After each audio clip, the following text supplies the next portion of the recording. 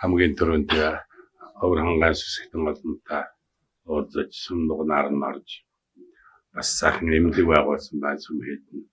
Тэргээр орж ингээд цааны сайхан юм үзэж явна.